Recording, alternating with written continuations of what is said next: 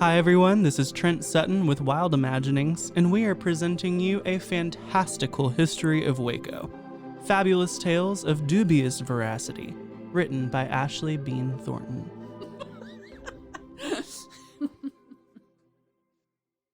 Today's story, Lover's Leap. The original parcel of land, now known as Cameron Park, was donated to the city of Waco in 1910 by the family of William Cameron. One of the park's most famous landmarks, Lover's Leap, is a picturesque spot atop a limestone bluff overlooking the Bosque River. Lover's Leap was added to the park through a second donation in 1917. And while the story of the donation may not be one worth telling, the story of how this Waco landmark got its name is a tale as old as love and pain. So allow us to take you back to the world of Waco long before Waco was its name. Back to a world in which the Waco tribe of Native Americans inhabited these lands. But our story isn't about the Waco tribe. It is about a particular Waco tribe member. A young girl named La-Wa-Ti.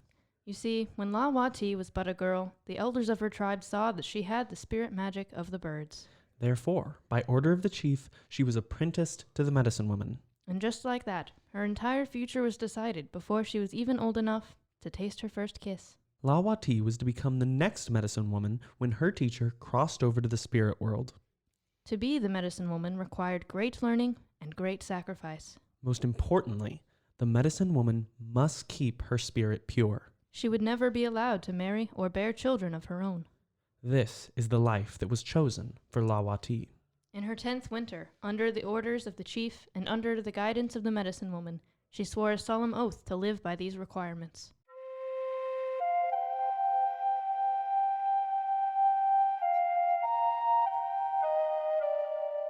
As she grew, La-Wa-Ti was as beautiful outside as her spirit was on the inside.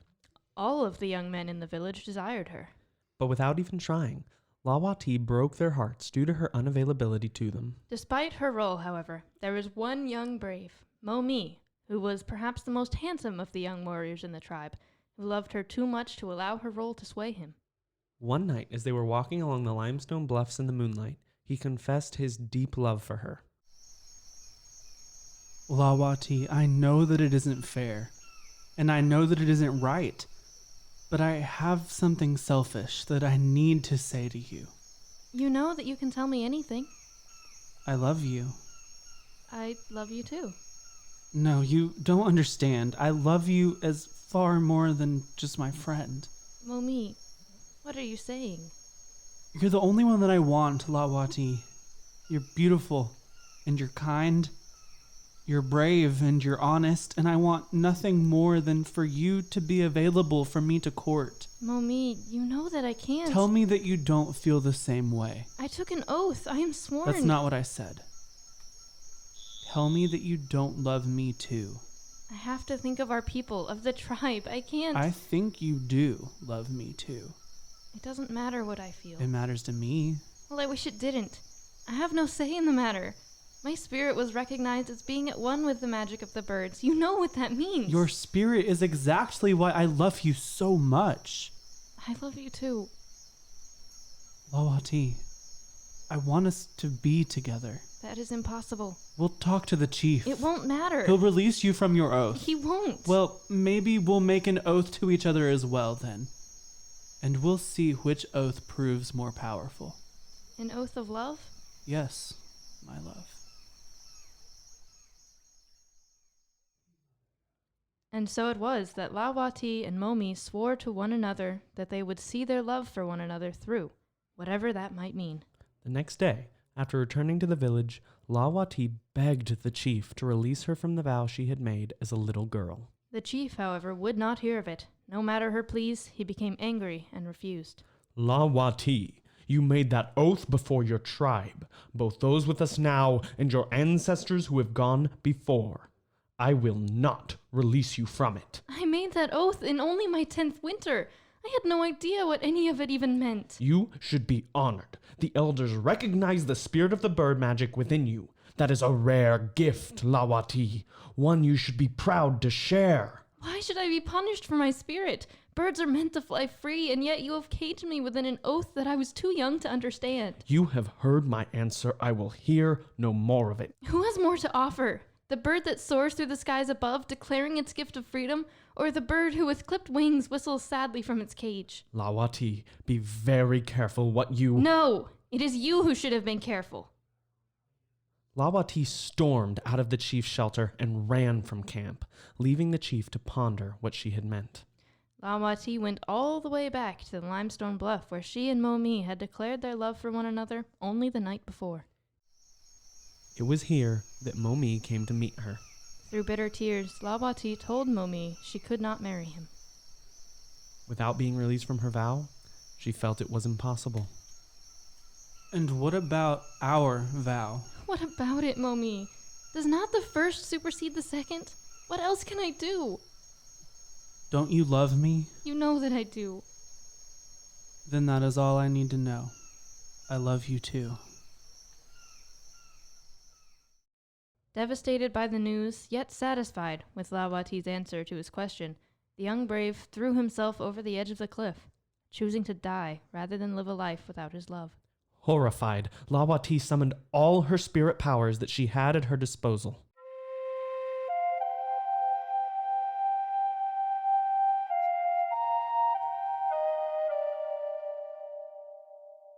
And as he was falling to the rocks below, she changed Momi into an enormous blue heron, with a beautiful long neck, a crown of handsome feathers, and graceful soaring wings. Before impact, the great bird flew up into the sky until he disappeared in the light of the moon. Unfortunately, this magic came at a great cost. Lawati died the very instant that Momi was changed into the heron. She had poured out her life spirit to make the magic needed to save her love.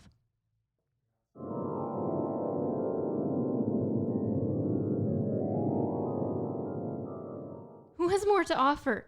The bird that soars through the skies above, declaring its gift of freedom, or the bird who with clipped wings whistles sadly from its cage? Lawati, be very careful what you... No! It is you who should have been careful.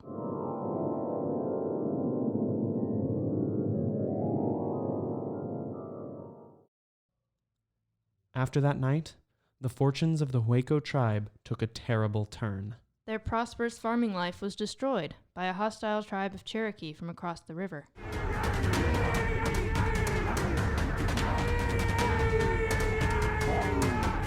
The two tribes became bitter enemies as the warring Cherokee made life a misery for the Wacos with constant and fierce attacks.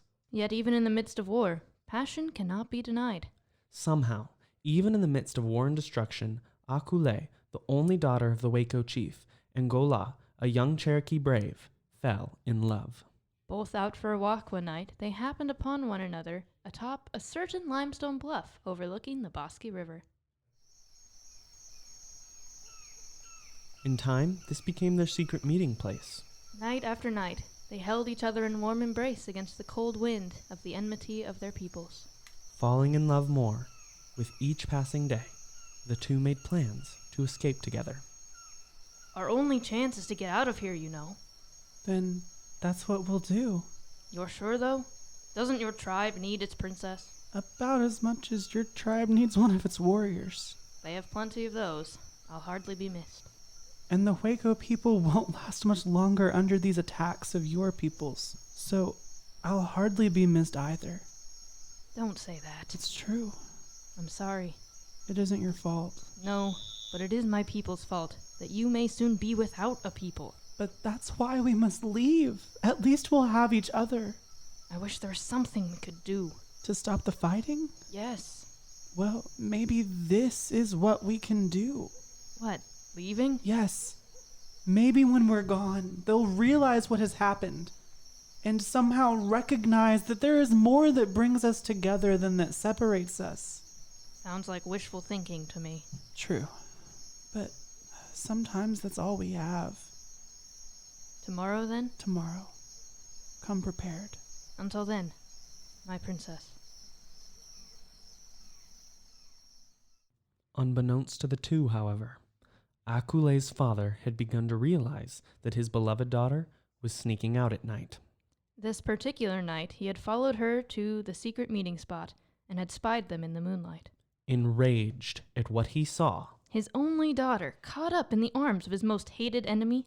he went back to camp, gathered his sons, and devised a plan for the following night. No Cherokee animal is going to put his hands on my daughter, on your sister, and get away with it. No, Father. We will see to it that tonight is the last time he gets away with dishonoring our family in this way. We will go tomorrow night, and we will bring Akule home where she belongs. I don't know what kind of Cherokee charm that has been wrought on her, but it certainly cannot be of her own will that she return to him night after night. No, we will not allow our sister to be defiled by his hands. An example will be made. There will be one less Cherokee to face on the battlefield. The following night, Akule and Gola met at the limestone bluff as they did every night, and this time prepared to leave and never return. Akule arrived first and anxiously awaited the arrival of her love. After what seemed an eternity, but was in reality only moments, Gola appeared in the moonlight. The two embraced atop the cliff, but before the two had even let go of one another, Akule's father and brothers had cornered the couple against the edge of the cliff. Father, don't! Akule, step away from him. I don't know what he's done to you, but this ends tonight. Father, you don't understand. Sister, this Cherokee holds no love for you. He has cast some spell on you. We will not allow our sister to be taken advantage of in this way. His name is Gola. I love him. That isn't true. It's true. I love your daughter very much. Shut up, you. Daughter, step away from him. Now. I won't. Do you see these packs? We came here tonight to leave. We love each other, and we were going to leave tonight. Father, if you love me, you'll let this be goodbye. Father, did you hear he was going to take her away? Not tonight, he won't be. Enraged at what he heard, the chief threw his hunting knife directly at Gola's heart. Gola leaned backward over the edge of the cliff to avoid the knife. As he did, Akule grabbed his hand, But he leaned too far and was caught off balance. and so, hand in hand, the two fell together. A great cry ripped from the chief's throat as he saw his only daughter drop from sight. Distraught, he rushed to the edge of the cliff to see if by some miracle she had survived. But just as he and his sons peered over the edge, he heard the beating of wings. Swooping up from the river below, an enormous blue heron, with a beautiful long neck and a crown of handsome feathers, soared upward on graceful wings, the two young lovers astride its powerful shoulders. The great bird flew up into the sky until all three disappeared in the light of the moon. Lawati.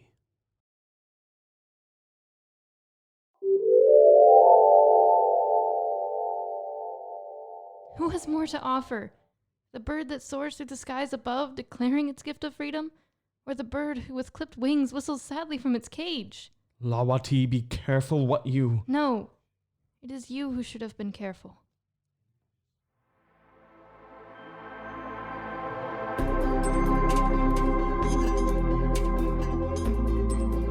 Thank you for joining us today for A Fantastical History of Waco, a podcast brought to you by Wild Imaginings. We have a lot of other great projects besides this podcast. If you want to check out the work that we're doing, please head to wildimaginingswaco.com, see what we're doing, and if you have an idea of your own, let us know. We love working with people, just like we did here at Rogue Media Network, and Ashley Bean Thornton, the author of these wonderful stories. Join us next time for another fantastical story. This has been Rogue Media Network Podcast.